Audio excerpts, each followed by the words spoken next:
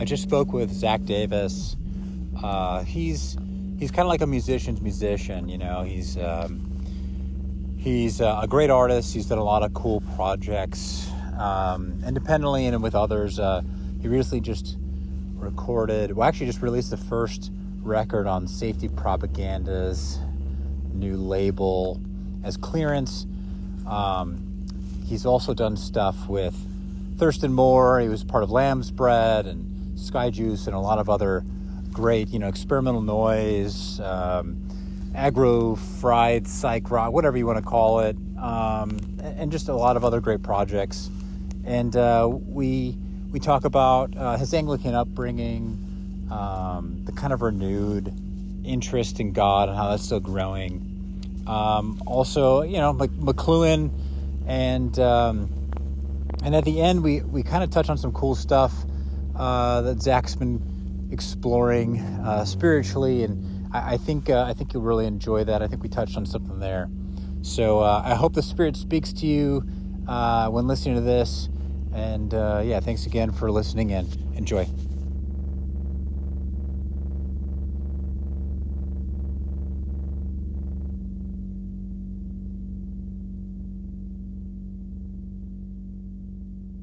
Yeah, how you doing, man? Good to see you. Yeah, good to see you too, man. Just chilling, just chilling. Trying to get into the Lenten spirit a little bit. Oh yeah, that's right. Nice. Cool. Yeah, I don't know if you're familiar at all with any of it, but basically the whole point of it of recording any of this stuff is just like I don't know, like I guess like a couple of years ago I just started seeing like more weirdos in general getting like more interested in like the Bible and in God. And so I was just trying to like figure out what was going on there. And so I just started like talking with people. I talked with like Glenn Galaxy of Soul Junk. I don't know if you're familiar with that project. He did Truman's Water, I guess, too. Oh yeah, yeah, Um, yeah. I know Truman's Water for sure, man, for sure. yeah, and then just and then Ariel Pink. I talked to him a couple years ago too, because he had some sort of like cool thing happen with God. And I guess apparently my uncle is like he knows my uncle somehow, but that's how we got connected. So so anyway, yeah, it's not really like I like podcasts. They also kind of come off like cringy, I guess, too, depending on. And so I really just want to like talk to you about like God mostly. Sure, sure. uh, No, I think that's good. I like conversations, man. I like when people are actually able to kind of open up and build a little bit. I feel like on most podcasts that tends to not happen, usually because usually you have a host who's like selling a brand. So yeah, that's one thing. And then you have the person who's on it who also is just trying to get like views, likes, traffic for their own brand too. So it becomes like a huge advertisement. But when it's two people who can just kind of talk and see where they're at and meditate a bit and then maybe build on some stuff. No, that's always good for me, I think. yeah, no, that cool. That's kind of the way I do it. So you're Catholic, right? No, I'm Anglican. I'm You're Anglican. Anglican. Okay. Yeah. I definitely the type of worship I go to is like what they call Anglo-Catholic worship. So it's very similar. When I bring people who even have been raised in like other Episcopal churches and they're like, wow, this is so Catholic. So a lot of people, if people tend to think I'm Catholic, I take the ritual aspect of worship very seriously. But no, I am technically Protestant. I am technically Protestant. I was raised Anglican Episcopalian. So Okay. um, like I years ago when it was really during the pandemic when I started thinking more about like having an active church life again. Um, there was like some thought, okay, do I want to maybe convert to Roman Catholicism? Maybe I would check out Orthodox too. But I think uh, being raised in a certain church, it's kind of like inherently a part of you. You know what I mean? So I didn't feel Yeah. any need to really switch at the end of the day. But yeah, no, I'm Anglican. I went to church, very weekly when I was a kid type thing, like sang in choir, was a lector, all that type of stuff. Yeah, I grew up, the one I grew up in was a bit more low church. In Massachusetts, it seems like any of the Protestant sections, I grew up in Massachusetts, they're all a bit Calvinist. They have that like that Puritan thing kind of kicking around Yeah. still. So it was a bit more low church in the sense that there wasn't like bells and smells and that type of thing. But it was also the any of the churches within the Anglican Communion, it's still liturgical based. It's very Right. not that different.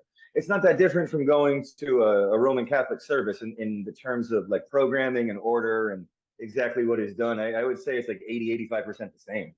Okay. Okay. Yeah, I've never actually been to Anglican church. Probably one of the few that I haven't been to. So I have no context really for it. Like you're like the third guy I know who's actually Anglican. So I don't I, really I, run I into think many. I think for many it's appealing because it's considered a middle way via media. That's kind of the whole thing that they talk about. The Anglican Church was not originally part of the Reformation. Like they left Rome because Henry VIII wanted to like get divorced and get more wives. You know what I mean? Yeah. So they left on like some like personal type thing. But then when the Reformation started, like 70, 80 years later, they were much more open to what the Reformation was talking about. So, there's still a basis in this kind of like ritual, liturgical based thing, but they're also much more open to criticism, ideas, things changing. So I think for many, it's the best of both worlds for many. I think because you can choose if you want to go to like a high ritual style church or even like a lower, more like evangelical style church, and there's not dogma associated with it that there is with Rome per se, where they're gonna kind of like impose rules that may not have much to do with church based teaching in a Gotcha. sense. So the Reformationists were cool with the Anglicans then. They weren't like in the Yeah, but Anabaptist category where like everybody hated them or something. they were cool, but also too there was when the Reformation really kicked up in England, and so that's when like out of the Church of England, you start getting like Presbyterian, Methodist, all these different like mainline Protestant denominations. They did have some issues with the Church of England retaining certain parts of Catholicity, especially when what's his name, Cromwell was running stuff. Like it was the Reformationists. Some definitely thought that the Anglican Church was a bit too Romish, but I think even more than that was just kind of a like a state of the arm of the country. That's where the Puritans come from. Really, they were like, no, we don't want anything to do with this. We're going to this new land. We're gonna set up something that's like purely scripture based in a sense. So there was definitely reaction to it, but I think like in the history of things, no one really sees Anglicans as a threat. You know what I mean? They're kind of like I said, a middle way type thing. Yeah, definitely the one I'm the most ignorant about. I need to look into it more, honestly. But so you grew up in the Anglican church and then I guess did you stay with it during like, I mean, because Um, typically it always seems like the typical story is like you grow up in the church, you leave it, and then you come back. I don't know. yeah, pretty much. Pretty much. I didn't stay with it. My mom, when I turned like 10 or 11, and this is very, very Anglican right here, where she was like, look, if you personally don't believe in God, like I don't know if church is going to benefit you. I was like an 11-year-old kid, so in my head, I'm like, all right, cool. Now there's more time to do whatever I want. You know what I mean? So I would still go on holidays, things like that. And I definitely was not practicing until I was about like 36. But it's never something that I like threw to the side. You know what I mean? I never, Yeah. I never had a full on like I don't believe in God type phase. To me, it was always something that was like deeply there in the background, but I didn't have any sort of worship practice going on. But I realize now that I still did have a pretty active prayer life. I think. I think prayer is something that, especially if you learn it early, it's a refuge in a sense. It's something that you're going to find solace in. You're going to find answers through prayer. You're gonna, find out things you might not want to hear through prayer, but it's a practice. So I think that if you learn that practice early, it tends to stay with you a bit. But what you were saying earlier about like seeing Christianity sort of blow up a bit, I definitely started seeing that too. And I would say like a little bit before COVID, in the years or two before COVID, there was definitely a lot of like tradcath memes, that type of stuff, and I started meeting people who, would tell me they were Christian, and they didn't really have much of a like a basis for what they actually believed. To them, it was much more like a real simple, like, okay, I think this is the right thing to do, and then if I follow these rules, then I get to like live forever. I get to run around forever, type thing. So Right. that started getting under my skin a little bit, just in the sense that like, whoa, no, like Christianity is something much deeper than finding a justification for a seed. You know what I mean? I saw a lot of that going on, so I was like, it sort of dragged me back into reading the Bible a bit more, praying a bit more. It was the lockdown, so I had like endless time on my hands, and I think something that also coincided with it was I had this job for a minute working for this guy Bob Dobbs, and he's like a Oh McLuhan, yeah. yeah, archivist, right? So I was reading a ton of McLuhan, and I found it really fascinating how he was a very devout Roman Catholic. That was sort of one of the main things in his life, but he also like never brought it into his work. He had this really kind of like, no, this is not something I speak on much. The spiritual things don't need to be spoken on. It takes place in a dimension kind of beyond that. So I think that kind of led me into it too, because I don't know, it was just this it, it seemed clear to me that many of the things he was getting at were rooted in a Christian sense of being, even just in the way of looking at like progress in literature or the arts or something like that, and seeing that as kind of how do I say this? Seeing that as kind of like an outpouring of God's grace in a sense, or God's love, or even like a way to be like, oh, look at like the diversity of all this thought and ideas is an illustration of the Holy Spirit at work in the world, type thing. So I started thinking much more about intellectual pursuits, I guess, with sort of like a Christian screen over it. And I just started getting this thing in my head, like, well, when things open back up, I got to get back into church. Actually, what I really started thinking was, when things open back up, I need to take communion. It was in my head. I was like, I haven't taken communion, and like last time I took one, I think was at like a wedding I went to, like in the mid 2010s. So I was like, wow, I really want to take communion, and I didn't have any sort of like theological ideas behind it, in terms of like, okay, like is this literally eating the body and the blood? Is this just representative? But I had this drive that was like, no, I want to take communion, and I want to pray with other people. I want to be in a room with other people and pray together. So once things opened back up, I started trying to make an effort to be in church as much as I could, to be honest. Yeah, that's cool. Yeah, it's interesting too. It seemed like at least like on Twitter, I guess, that like McLuhan really kind of blew up right around the same time uh the tradcath stuff did. And I mean, I guess it's just I don't know. I guess maybe it's related just because people started just thinking a little bit more about technology, and because that's like all you really had for a short while there, and the zeitgeist and all that stuff was really speeding up. And there's some McLuhan stuff that I just love that he talks about with church, about like how he came to the church like on his knees or something like that. And he's got some really great quotes when it comes to um it's a faith that I really like. But Yeah, absolutely. I found it so humbling too, the way he would talk about his church life, because he has a very when he speaks about intellectual matters, he's very confident, very forward, yeah, very kind of dominant. Like, okay, this is what I think. He's not saying this is the only way, but he's very confident in what he says. And when he would speak about spiritual matters, it would really flip, where he would be like, well, this isn't about me knowing. This is about like a living relationship I have with something very eternal, and I'm fine with being ignorant under this. So I found that very inspiring. yeah, no, that's what as absolutely what I love the best about it. It's like the way you read his some stuff, the way you read his thoughts on faith are just, it's like a completely different person almost. He's just like very humble about it. Like the tone's different. It feels like really good to read. It just like seems very like real. And like he really has like high respect for God and tradition in that sense, which I thought was really cool. Yeah, Yeah, definitely. It's soothing to read, where it it's like is. you realize you're like, wow, this is someone who spends time daily in prayer. He spends time with God, and he's able to impart that kind of love, even when speaking about something very general here. So that anything like that's like kind of the goal, right? That's like sort of the goal in general for the Christian is to be able to impart the love of God with even just like the simplest, smallest things we do.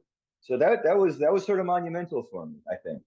Yeah, it's really admirable because I think that's kind of like the way I would like to be about things, and maybe more, maybe in general, it'd be better for folks is like to be like very confident in the things that they believe, that like their projects, but then on the spiritual side, very humble. I think it's a very Yeah, admirable thing, I agree. which is why I think I like him so much.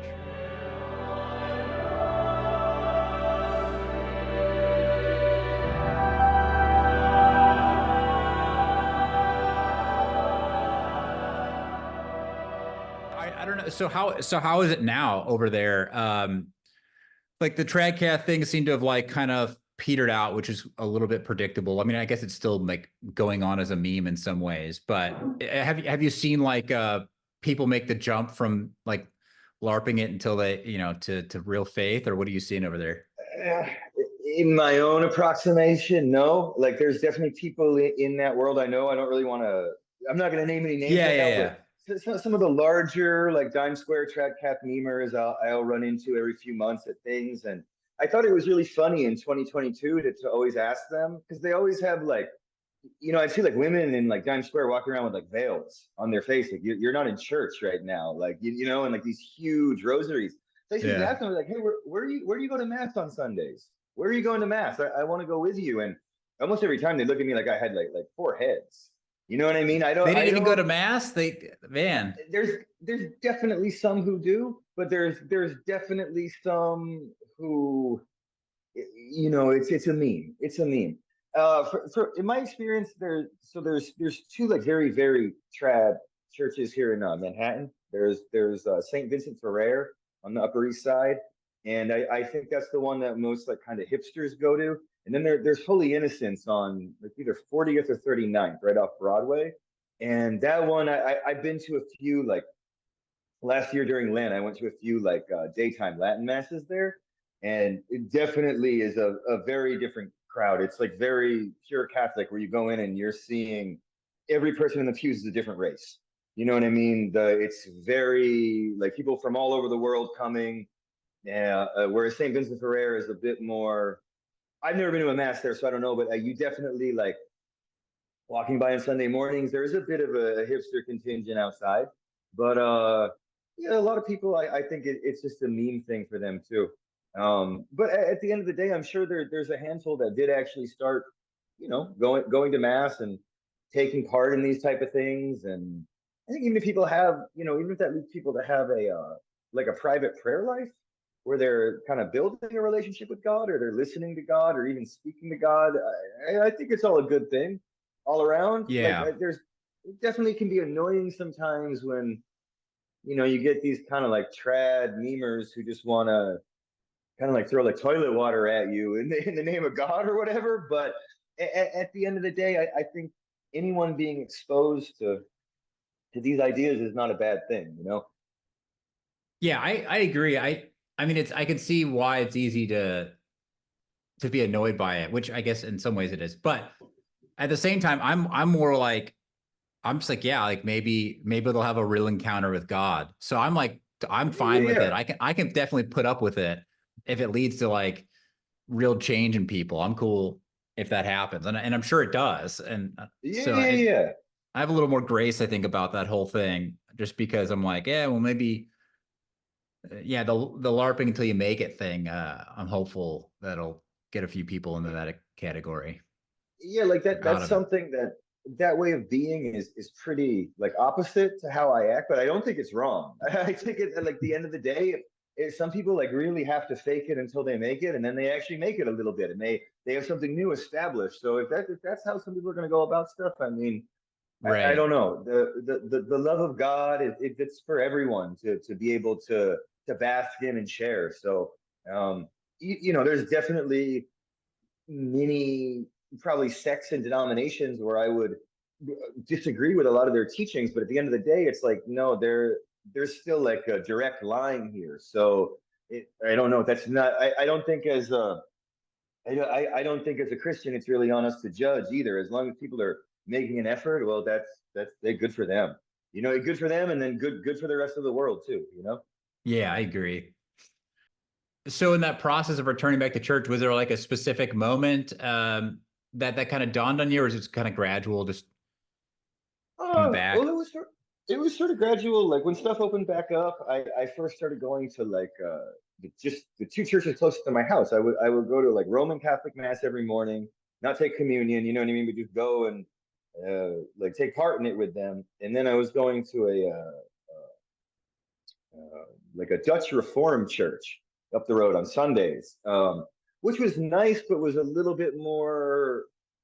You know, it's very American Protestant, where you know there's Bible readings and there's prayer, but then there's like a 45-minute sermon in the middle, which is the centerpiece. And I don't know. That's just to me. I'm used to the liturgy being the majority of the service, the Eucharist being like the real show, and then you know a nice 10-12 minute sermon in between those two to kind of offset it a bit. But this was much more, you know, 45-minute sermon, and then you know the communion was like very quick, very rushed at the end. So it was nice for the time, but I had it in my head like I got to check out these different like Episcopal churches in Manhattan because I know some do it very high Anglo Catholic, some are very low. But I was like, I'm just gonna when things open up a bit more. This was still like early 2021. Yeah, 2021. So I would say around like late 2021, I started checking a lot more of these Manhattan churches and just like you know, seeing what they had to offer, seeing how they operated, and then I found two that I really like, and those are the two that I frequent now: St. Mary the Virgin in Times Square, and then St. Thomas Fifth Avenue. Yeah, I don't know. I don't know. I did have a real openness in the beginning where I'm kind of down to check any church. I'm down to see what's going on, but there was being raised Anglican too. I think it just felt much more comfortable being, you know, going to a service where like the liturgy is something that you've taken part in so many times that once you step into it, it's kind of just this automatic, like, oh, okay, I know this very well. And I know Yeah. this from before I could speak, actually. So I think that's something that's always very comforting, very comforting. In your music, do you have any? I've listened to. You have a lot of stuff, so it's actually I need to at some point like just run through the entire Zac Davis project. But is any of the stuff that you produce like have you made any sort of like religious music or worship stuff or? No, I've never made any directly religious or devotional music. I'm not opposed to it by any means, at all. And Do you have any yeah, ideas for it? Or have you come up for anything at all like that you just haven't created yet or? mm, I don't know if I have any ideas fully formed. I, I, I, I have a deep respect for religious music and just how reverent it is. And like one of the things that drew me to this church, St. Thomas, that I go to is like they have a boys choir and a men's choir, and 3 nights a week they have like a choral prayer service, Evensong. Um, and there's something about like I go to see this music, yeah, at least like once a week, and there's something about it where I would one day like to approach music that is as reverent, but I don't think I'm there yet. I would say I've made meditative music, music that is definitely like born of prayer, or even maybe was formed in a bit of a prayer-like state. But I don't feel comfortable calling it religious or devotional, if that makes sense. Like Yeah, yeah. I feel like it's maybe a few steps before that, where um, you know you're kind of clearing your mind and getting ready for something, but I don't know. I don't know. What project is that? Yeah, some of the clearance stuff, but there's specifically a CD that I did like early 2021 called Artificial Ascension, where some of that is much more. I think to most people it probably came off like it's like ambient music, you know what I mean? But a lot of that was actually right when I was starting to go to church again, and it was I definitely felt a bit more calmness and stillness and just in my reality and in my head, and I think that a lot of this stuff is born of that. But I think actually just kind of fleshing that out, I think one reason that I don't think I've made any religious or devotional music is it's still always a product of my ego. The music I make, it's still very like born of my experiences, and it has to do with something that I feel. And even if I'm trying to illustrate truths that are beyond anything to do with me or beyond my feelings, I still think I'm at the point where like my own criticism really comes into play here. Hmm. So I don't know. I think it's kind of a process in a sense where it's like I would hope to get to a point like later in life where most of the music I make would be just a bit like purely devotional. You know what I mean? But I don't know. I also I work a lot with a lot of times it's like specific like concepts or ideas that illustrate what I'm doing, and I don't think much of it ties into any sort of religious thing. Obviously, like my reaction to them is informed by that because that's who I am. But I definitely solidly make the like the secular music, I think. Yeah, yeah, yeah. The so you wouldn't make like a noise like religious project or something. You would do something more on the devotional side. I'm just curious. I just I would possibly possibly. I mean, there's definitely in the last few years, I think on almost all the clearance releases I've done, there's some sort of either like samples of scripture or samples of religious people like talking or doing something, but that's much more of like just kind of like a stream of what's actually going on in my reality. So I put some of that in, but I don't know. I would I would have to really investigate like why would I want to do this? And does it have to do with me here, or am I trying to like offer something to God? You know what I mean? yeah. And I think when it comes down to it, it's usually still more like no, I'm trying to like build my own thing and my reality here. So I don't that's a bit you know what I'm saying here, I think. Yeah, yeah.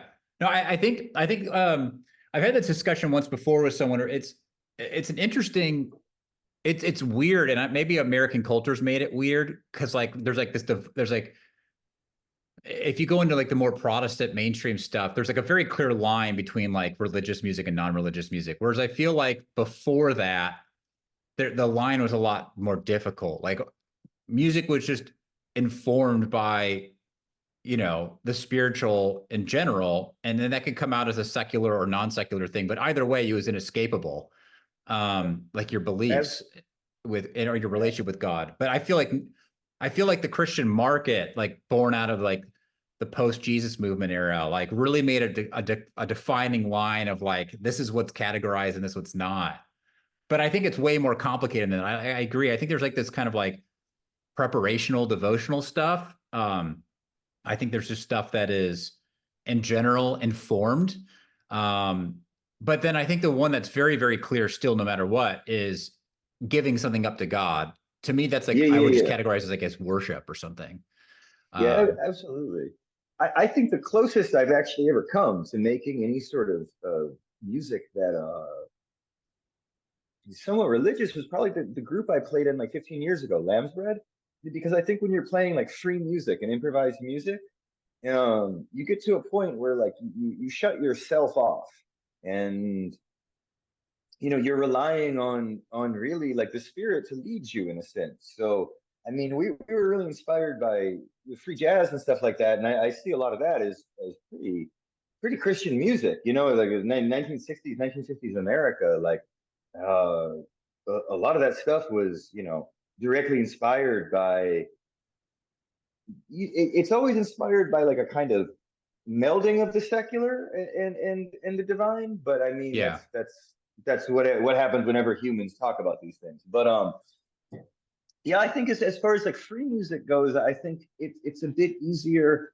I don't even know how to call that religious music, but I do think it's a form of prayer in a sense. Yeah. Whereas most of the stuff I do nowadays is solo, so I'm sort of like needing to rely on my mind a bit more because it's just me doing everything. You know what I mean? But I definitely, when I used to be much more involved in like free music or improvised music, um, I can see how that could lead to something that's a bit more purely religious in its in the way it puts itself out there or tries to approach things. Yeah. And partly why I ask is for selfish reasons, because I'm like, I just want to see like more. I don't even know if I normally would call it religious music, but I guess like for me, like I kind of my background is more in I don't know what you call it, charismatic, I guess is the closest. But you know, like you have it, so as opposed to like the high church environment, you have like worship music. And so Yeah, it's like yeah, yeah. stuff to like get you ready for worship almost. It's like supplemental. But I'm always just kind of like try to find more like music that's been like informed or made for God. And that's always been kind of like my search is finding more of that stuff. I did find it interesting though that the church that I go to, they've gotten really into ambient, which I think is kind of funny. So now they're like there's these like which I agree. I think it makes that total sense. Yeah, Um, definitely. it's funny because my friend he was sending me some stuff. He does worship at our church, and I guess like there's like Christian worship bands or whatever that make ambient like track pads for like the church. So you just like when people are coming Yeah. in, they'll like put on like, oh, do ambient #1 or whatever. And it like gets Mhm, people mhm. in the mood. Uh and I'm like, hey, have you ever listened to like Brian Eno? And he's like, no, what's that? So I was like, so it's just funny though, like they've come around to like ambient now is like it seems they've gotten like really big in like the Nashville kind of church scene or whatever you want to call it. I don't know. But it does make sense. I'm just like encouraged that they would make anything that doesn't sound the same. My chief complaint with like the kinds of churches I go to is like it's the same sound. Like the heart is in the right place, so I don't complain about it. Sure, Um, sure. that's what I mostly care about. Are we giving this up to God? Are we like singing together to worship God? That's like the #1 priority. But you know, as a guy who likes music, I'm like, man, it would be really cool if like we did something else. Even like a gospel track or something, like just Yeah, anything to mix it right, up a little right. bit. But there's like one track bed that reminded me of like water music from Basinski. And I'm like, this is interesting, like that this is kind of filtering in right now. But Yeah, yeah, yeah, it's funny. I get it.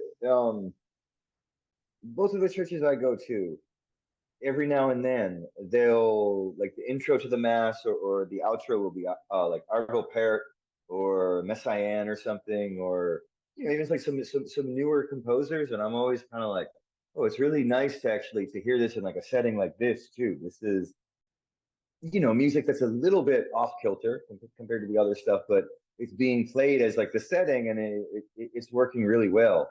Um, yeah, no, what I would like to see, like at some point, what I really would love to see, because it seems like there's a lot more people and noise than I expected that were that have like that come from like faith backgrounds. And I was like, and at some point it'd be cool to like have like a worship, like a noise set that's like all about like offering it up to the Lord or something. Like the first guy I'd ever heard was like Clang Quartet is Scotty Irving or whatever.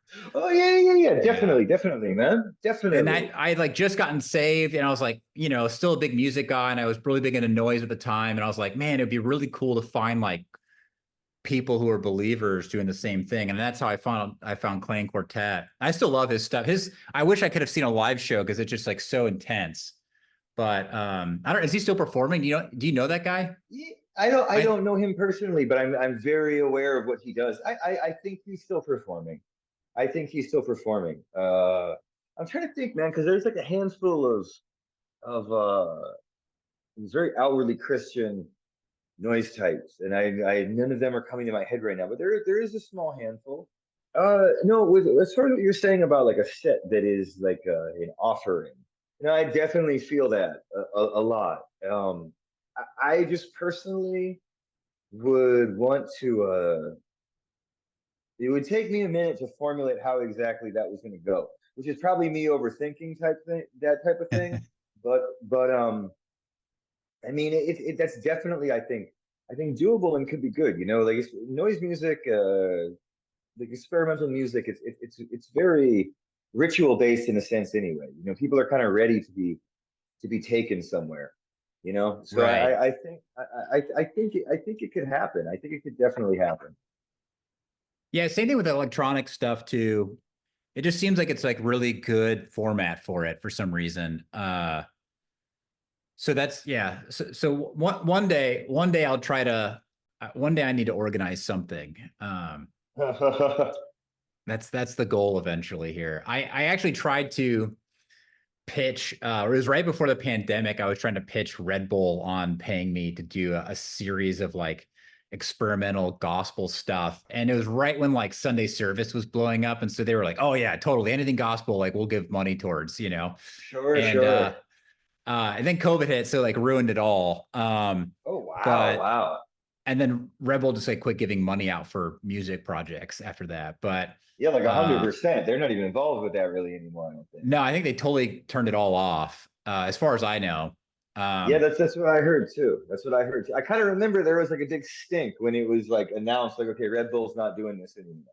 yeah, I don't know. I think they had like a separate company that did it all for them, and then I guess they cut ties. I'm not really sure what the deal was with Oh, it, okay. but Okay. I mean, some people complained about it, but I thought they actually did a lot of good. They paid a lot of like artists that otherwise wouldn't have gotten paid or picked up, I think.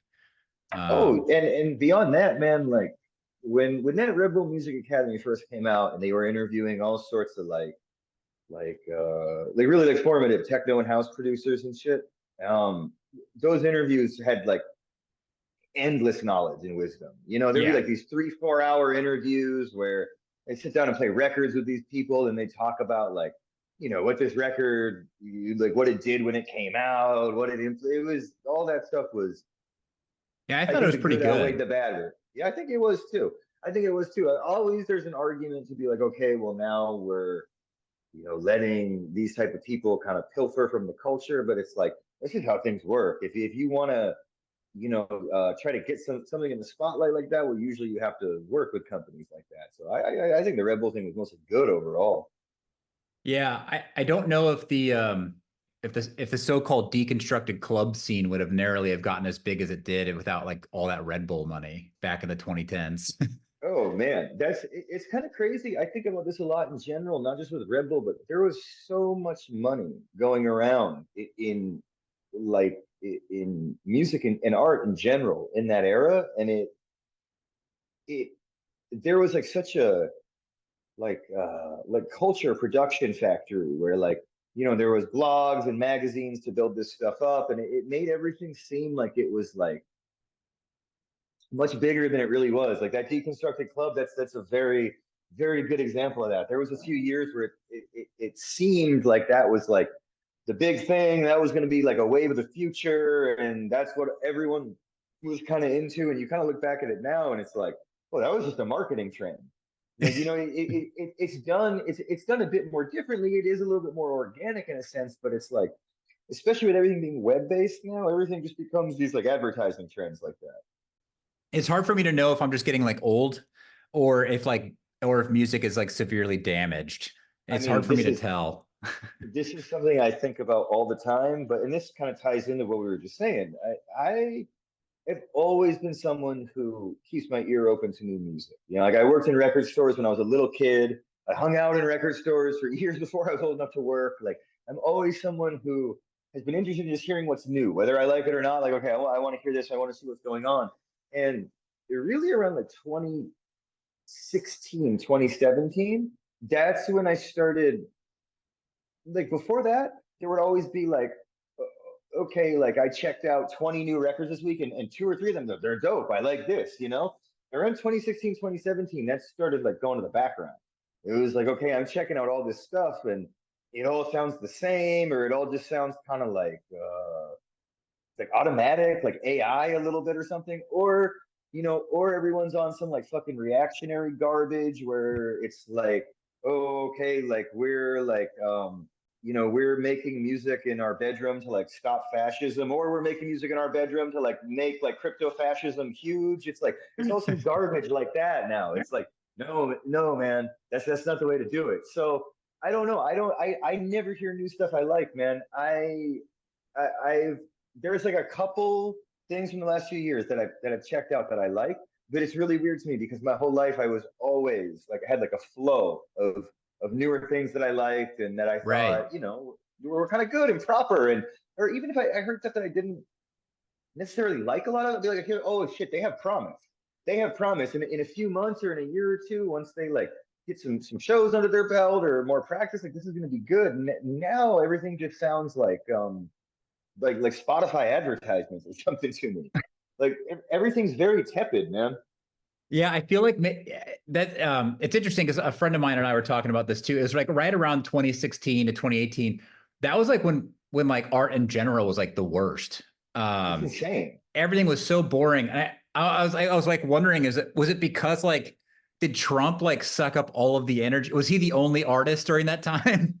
I, Like, I really think that's a big part of it, man. It's Trump, and then the fact that like by 2016, 2017, like that's really when like everyone had a smartphone by that point. Like I remember yeah. like boomers I know like within by like 2017 they were like brain dead. They had a smartphone for a year and like their whole way of being was like rerouted. But yeah, it's like so Trump was on the screen. He's in everyone's face. It's like in all the news. It's all anyone wants to talk about. So, like I said before, like all art either became like, okay, like I paint this picture because like I'm personally going to help stop the rise of fascism, or it became like, no, I paint this picture because like I hate the libs and like like no, like racism is right, and like everything just became this super like fragmented toilet thing. And at the end of the day, it's like the people making both. It's like you guys are just like hyped up by your algorithm. You're literally like you're consuming Yeah. too much crap on your phone. You're reacting to it like, yeah, okay, it makes you feel a sort of way. That's human, but like, no, man, there's art traditionally, art is supposed to like expose eternal truths. Art is supposed to, hint at them or give kind of a pathway to them. And I don't all the stuff we see now is just it's like agitprop, basically. Or like yeah, it's propaganda. It's propaganda in a sense. It's just Yeah. like really milk toast. It's really like low level, like milk toast. Like it's both propaganda, but it's also like affirmation therapy. People are like, okay, no, this is how I feel. I want to incarnate this feeling. I know other people like feel the same way, so I want to latch on. It's very cheap. It's very, very cheap, I think. Yeah. Yeah, I do feel like around 2019, like there was like that dead zone, and then 2019, it seemed like there was some promise. I kind of wonder if like we just have to like filter through all of those people who kind of like were so brain dead from like tech that like you gotta go like they gotta like get we gotta like move past those people because like even like there's like still like a lot of like young like genres of music like I don't know. I feel like once like the hyper pop stuff and the stuff that followed that to whatever it is today now, like hyper flip or whatever the iterations are, I feel like all that music just has to go.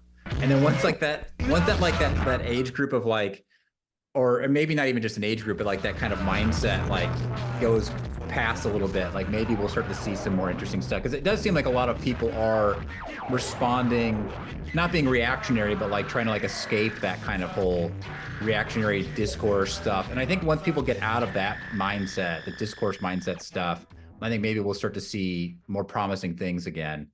No, I definitely agree because there's people who want sort of like different or interesting sounds and interesting art, and they want to work towards building that. One thing that I noticed too was everyone, most people know with music specifically, that I see, even like very smaller underground musicians, at the end of the day, for most of them, it's all about like sales and views and likes and how many people listen to this in the first day, how many did you sell? And it's like, all right, yeah, that's all good. Like if you're selling stuff, like, or if you're making art, like, all right, it's really nice to make a little money off the side of it, or to get a little push or whatever. But I don't see that many people just making things for the sake of it anymore. Right, And right.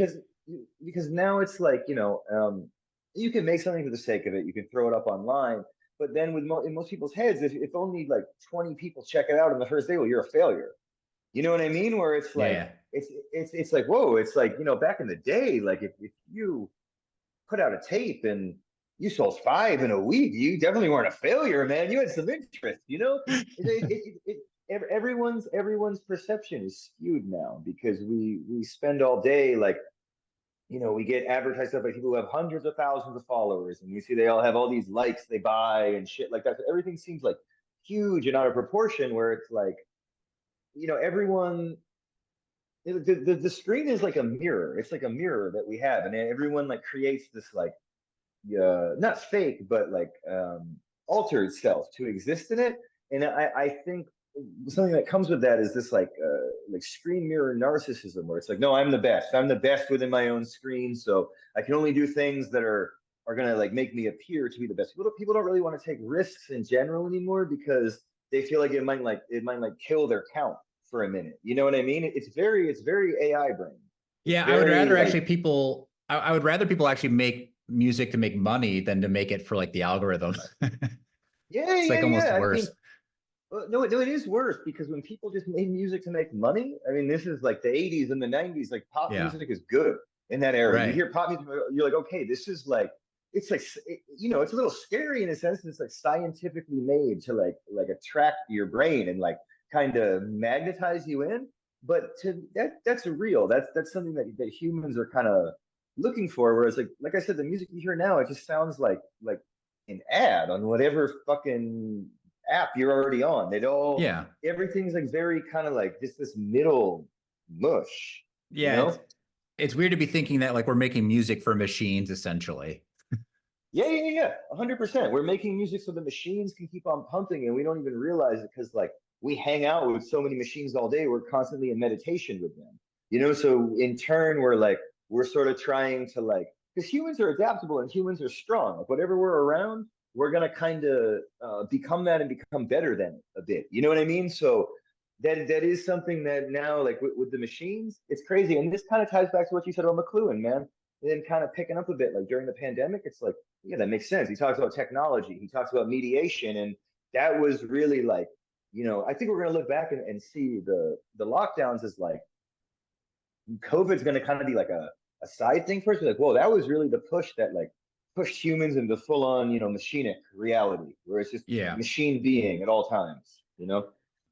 Yeah, the whole I got really obsessed with the poem or the story by Poe on the Maelstrom or whatever, which McLuhan would use as a metaphor for the zeitgeist or whatever. And it seemed um it it was I was super obsessed with that for like a short term there because it just seemed like that. And that's another reason why I was like so focused on like religious or sacred music was because it seemed like that was like the only way out almost. So it was like, all right, we can either like keep going in this one direction, or we can like exit and make music for like something entirely different. And maybe that's like the saving grace of like art or something. That was a huge thing with me too, man. Just in terms of wanting to go back to church, was like, okay, like we're moving into like we're rapidly accelerating into like a newer reality that we're not going to understand for a long time until we're like way past it. So I think unconsciously it was like, well, this is like a way to always be in meditation with eternity. You know what I mean? This is a way to kind of, because a lot of people, when things accelerate and go fast, people get stuck on this like nostalgia trip. They go full like member berries, where they're like, no, no, no, this is what they took from us. Remember in the 1950s when McDonald's was like the best and was so good for you, they took this from us. It's like, no, there's like something actually deeper, where it's like you can find paths that put you in touch with eternal ideas and different manifestations on them. And I think I think that might be like one of the best explanations for why there has been a sort of upkick in the drive for like religiosity in general. Is people, people do want. Uh, I think I think on a basic level, all humans know that we're a part of something much larger than we can even comprehend, because knowledge doesn't really come into that. But we're connected to something much deeper, and I think the drive to religion, any sort of religion and prayer, that's how traditionally humans have dealt with that, and kind of situated themselves in that a bit, and we also too, Yeah. I mean, we definitely have kind of been coming out of a long period post World War II of reason kind of seeming like it was running everything. And I think the pandemic kind of showed a lot of people like, well, there's actually not a lot of reason here.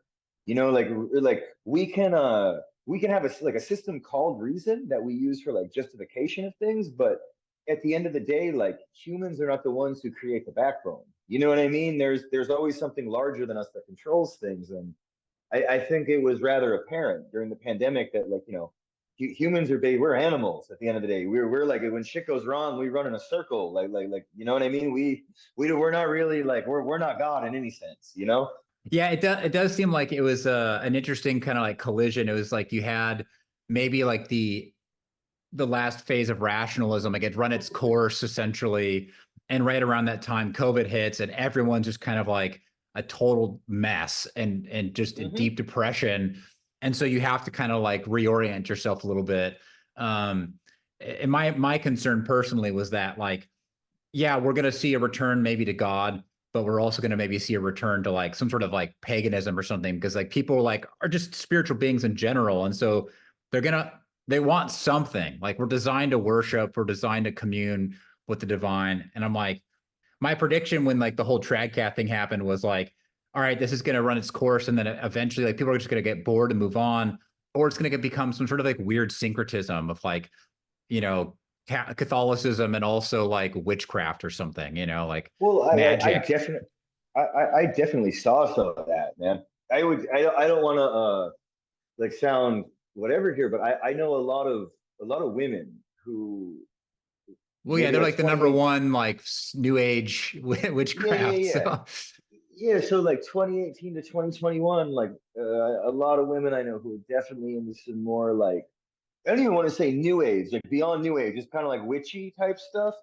Getting really into either like a tradcath thing or a kind of Gnostic thing, but like kind of like always this like lip service to Christ. But then it was like, if you actually like broke down what they were saying, it was still this like, okay, set your intention, and then whatever you want, like, like Jesus Christ will bring that to you type thing. And it was like, dang. I don't know. Yeah, well, Again, that's very much like that's like the Tower of Babel, essentially. Like, okay, God's gonna like do what we want him to do when we do these things. yeah, That yeah, yeah. dangerous terror. Yeah, the manifestation stuff. I ran into that quite a bit, especially during COVID. Yeah, absolutely, man. Absolutely. A lot of people I know who, yeah, I don't know. I think it's very easy to get caught up in sort of like pagan type things now too, because so much of just this like advertising um thing, all this stuff is kind of based on like very like basic like pagan ideas, just like symbol or colors, really simple things entrancing us and kind of taking us to a different place. So I do think that in the current day there is like an abundance of weird demonic stuff going on too. Definitely, man. Definitely. And who knows like how machines play into that and how they don't. Like, because machines definitely open portals to different dimensions a bit too. Even if it's just in the sense that our mind is able to kind of go into places that it's not, it creates, different zones. Yeah, there's definitely some sort of weird spiritual aspect to it all. I actually kind of like wonder if all of this stuff in general is perhaps a lot more spiritual than we lend credit to it for being. Like, it's almost kind of like we're returning to like a pre kind of enlightenment thing, like we're like I'm not trying to make it sound more mystical than it is, but like like almost kind of like there's like a level of sorcery involved. Like the cusp of science is like so out there now that there's like we're kind of like in this like kind of mystical territory with science and technology. Oh, I agree. I I don't know if that agree. makes sense or not, but No, dude, it definitely makes sense. Even if it's just on the like, well, we've created machines that are rather intelligent now, and they in turn like run things and create things with a level of intelligence that we kind of can't grasp. So it's a bit like Terminator, the movie, in a sense, where it's like, whoa, like these machines are sort of becoming sentient, and I mean, if you just see it now, even the way people are like we were talking earlier, like programmed by their algorithm and all that type of stuff, that's a great example of that. That's a great example of that. Like, you're watching stuff that is not real on your phone all day. And then in turn, it's like reinforming your real. And then you incarnate that real into reality. Then yeah, someone makes a a lot of video of it, and it just, the loop keeps going. yeah, a lot of hyperstition. Yeah, Um, absolutely. Absolutely. yeah, I've been on this big kick because I just read C.S. Lewis's space trilogy, and there's like the last book is called That Hideous Strength. Are you familiar with that? I'm familiar with it, but I've never read it.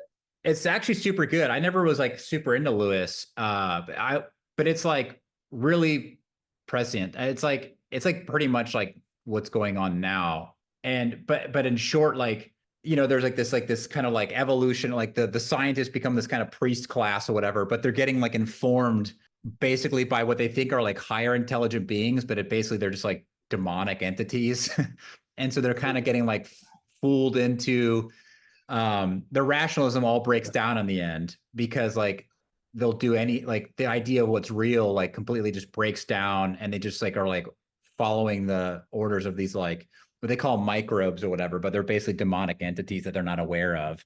And I'm like, man, I, that kind of seems like that would be going on now. you know, with, I with think all the that I weird think that's symbolism in science and stuff. I think that's very real. And I think even more than it's like a specific nefarious thing, it's like, look, like things like reason and all that, uh, they're human-based systems. They're systems that humans created, through trial and error. They work, but it's a human-based system. So when you start to think that something like reason or science is like a religion or the only way to being in itself, well, we already know what happens when humans don't want to follow God. You know what I mean? Like it's not a good path. I think a lot of people like definitely like overestimate something. They're like, oh my God, like all these, like not saying he's not, but I'm saying like, oh, Bill Gates is like a fifth level Satanist doing this, and Neil deGrasse Tyson is drinking children's blood or whatever, and then like it's a bit more basic, I think, where it's like, no, man, like human based systems, they're closed in. They're a prison in a sense. They're still beholden to knowledge. Whereas when you can accept or when you become to believe that God runs things and it's much more complex than we can even fathom, and we're okay with that. You know what I mean? Then that's not a closed system. That's a system that is like endlessly open and expanding. You know what I mean? Because if you don't know something, well then that's endless. There's like endless more to kind of meditate with, learn side things about. Whereas something like reason or science, these systems that are like, okay, this is what we know. This is rule. It is funny to see how many of these people who accept reason and science as a religion are also so like anti-religion on this, like, oh, it's dogmatic, it tells you what to do, this and that, where it's like, yo, but like, no, like you're kind of looking in the mirror here. Obviously religion has rules and it's comprised of rules, but at the end of the day, it's much more about things that we can't even speak on, that we're all connected to something much larger but to even begin to formulate what's going on is kind of beyond our conception. So that's endless. That's endless. These human based things they're very finite. They're very finite. Well, and the rules of science get rewritten every like 100 years anyway. Like everything Well, just kind of yeah, gets like we look back at it as like being primitive, and then it gets changed, and that'll continue to happen forever. Just because we just are figuring things out still, like groping in the dark. You don't seem very black pilled about. You don't seem very nihilistic about what the future. You seem pretty optimistic about no, where things are going. I'm yeah, I'm an optimist, man. I do think stuff is crazy. I think Yeah, we live in like crazy times. I think we're already going through like unprecedented weirdness that we're not necessarily built for. But at the end of the day, no, I think humans have been through much worse than we're going through right now, and we not only survived it, like we came out thriving, and uh, often in history, a lot of that is because of faith and belief. Cultures often prosper when uh when people can see beyond their immediate reality. But no, man, no, I'm not a lot of people I know are very like nihilistic, black pilled type thing, and I just no. I mean, it might even be a very basic Christian thing where it's like I trust God.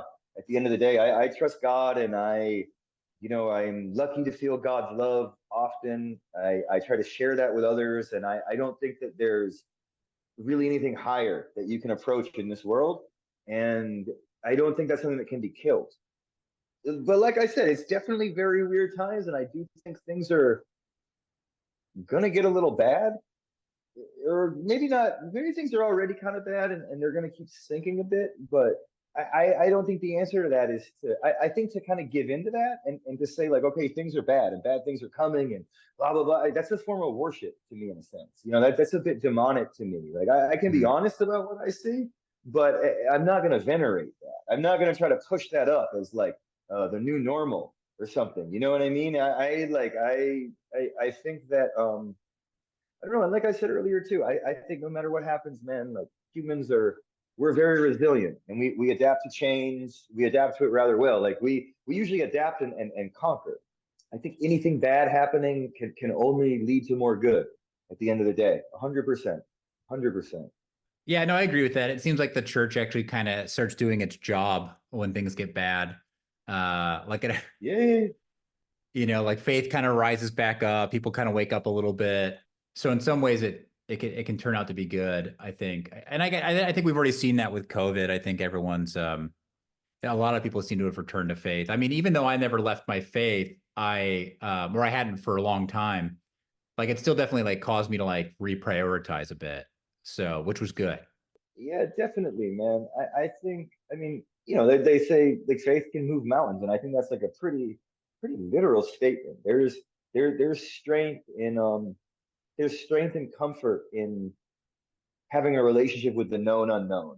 You know what I mean? That's a very eternal thing for humans, and I think that kind of strength, and also too, like in a Christian sense, like recognizing the weakness beyond that strength, and also not being scared of that weakness, like understanding that God came to earth to be even weaker than us, and it's there's a lot here, but I don't know. I think things always work themselves out. I think one thing too, man, is things seem a lot worse than they are now too. Things are definitely weird.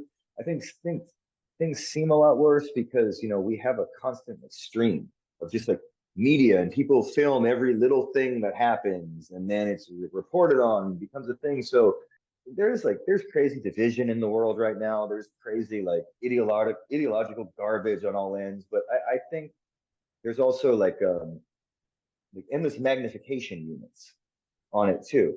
I do think it's a bit more accelerated than it used to be in the past, but I don't think this is a new thing by any means. I just Yeah. think that we kind of have a different medium to approach it with, so it affects us differently.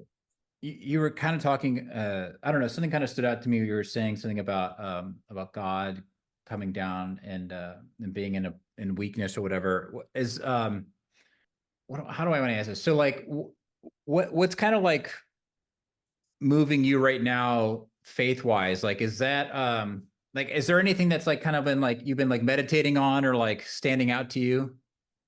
Well, that's definitely one of them. One of the priests at St. Thomas, Father Moretz, he sent out this like email months ago, and he was something about talking about like building Legos with one of his sons, and he had this quote in there where he was like, what did he say? A second childhood is offered to the brave and open-hearted. I don't know if open-hearted is right, but something like that. It stuck out to me. I don't know why, but I was like, oh, that's a really nice quote. So I approached him one day and I was like, hey man, I remember this quote in the newsletter, and that really made sense to me. I thought that was, really simple but really deep. And he was like, "Well, have you read George MacDonald?" No, I don't know who George MacDonald is. And so he's like a 19th century British Presbyterian writer, and one of his main things is like the idea that God came to earth as a baby, and he came as like a baby who was like too poor to even be born in his own home, all this type of stuff. So focusing on kind of God wanting to meet us on like a weaker level than most of us ever have to come to, as opposed to the idea that like God is, this like warrior in the sky that wants to kill us.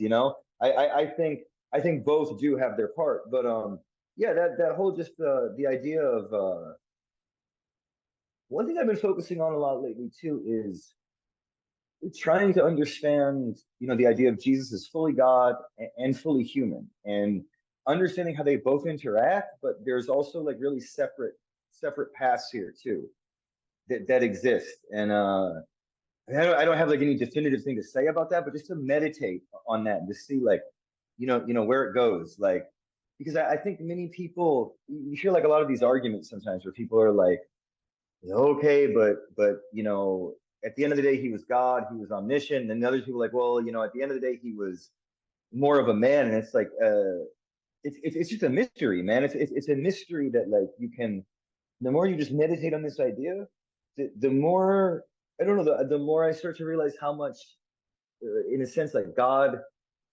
desires a relationship with us so deeply that he came to earth to be brutalized, in a sense. He came to meet us at like a point lower than most of us ever even have to hit. You know what I mean? And that to me is really what makes Christianity very, higher being to me.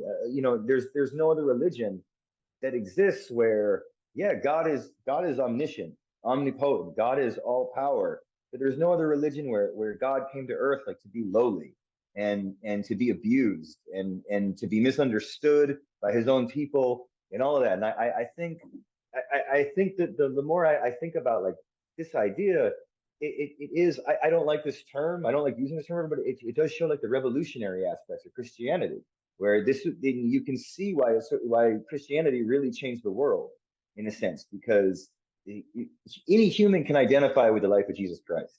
Any human has had struggles. Any human has had, bad things they've been through. And then, the more you become acquainted with the life of Jesus Christ, the more it's like, wow. So, when God came here, he actually like subjected himself to horror that we don't. He did that so we don't have to do that. I think there's a lot there. One of the other things that I've been focusing on a bit is this book, The Cloud of Unknowing. I think we spoke about that a little bit in the group chat, and Yeah. I think that's kind of similar to what I was just saying too. Just that we don't approach God in a knowing sense. We don't approach God in this like, okay, this is exactly what this is, and it's always going to be the same, and it's always going to do this for me. No, these things are lifelong meditations that don't really finish. It's like an action we take part in, and it's an action we take part in outside of ourselves being a Christian. Like, we join the body of Christ. We come out of ourselves to something much larger with, all believers, and it's a perpetual action or a perpetual memory that we're all involved in. So I think there's a bit of a lot of modern Christianity. I think a lot of the meditative aspect has been lost. I'm someone, I've always practiced just like general meditation always in my life too, and I think that in a lot of, at least in a lot of like newer American Christianity, there's still prayer. Of course, prayer is central, but the kind of like deeper, reverent meditation is a bit lost on some, and to me at least, that's when I find the most growth in my relationship with God. It's just to meditate on any Christian ideas, or even to meditate on nothing and then let God start speaking to me, or start, shining through me, or whatever. Yeah, I think, we can always learn. We can always learn. We can always become better people, better Christians, just, sitting in meditation, or sitting with God, and, letting him have the forefront. I see Yeah. a lot of, I see a lot of stuff nowadays where people, and this isn't a Christian thing only, this is for any, the more extremist people become, the more they want to use their religion to kind of back up their own extremism. And it's usually pretty easy to do because, scripture is the story of the whole world. You know what I mean? Scripture is like the story of all being always. So you can find a lot in there to justify what you want to say personally. But I think the real growth comes when we set all that aside, and we set any ideas aside. Then, kind of like in the cloud of unknowing, we even set the like God's love aside, and we just let God focus on us. And we don't. I think, in a sense, we don't even want to focus on God. We kind of just try to shut down, let God focus on us, and that's where the real growth takes place. I think that's where, maybe that's where the real faith is built. Maybe that's where the real faith is built more than where the real growth takes place. Yeah. No, I totally resonate with that. I think I would agree. I would think probably the most where I'm the most broke spiritually too is also the setting time aside. I'll go through moments where I do that, and it's always amazing. And then Yeah.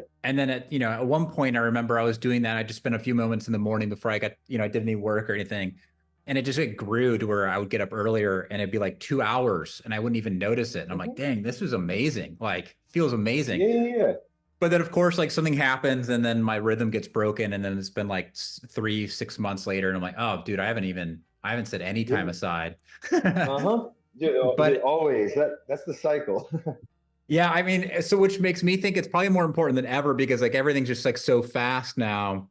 It's like time is almost like the greatest sacrifice to give in a lot of ways because it's like the thing that we have the least of at this point.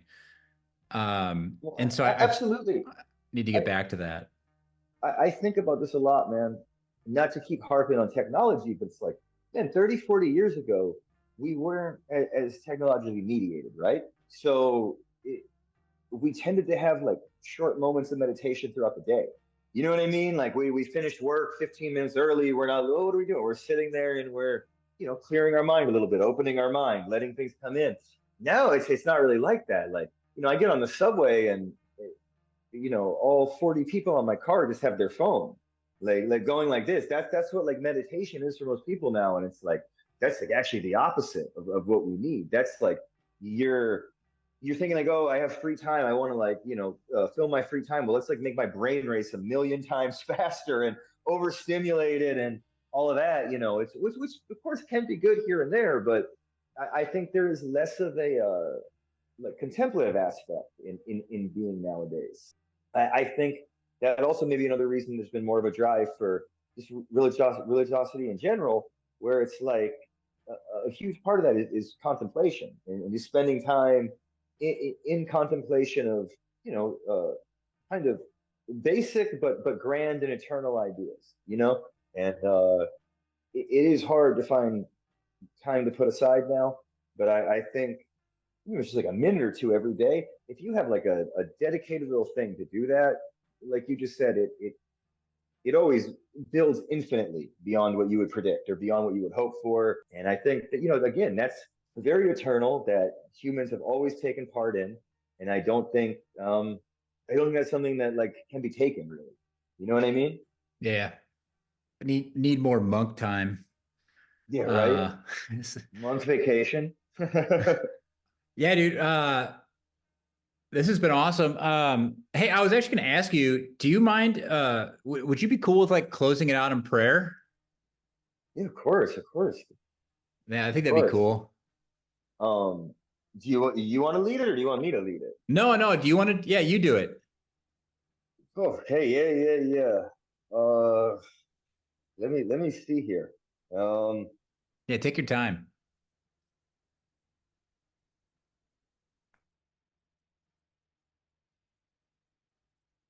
all right. I'm trying to reflect a bit on what we talked about, and all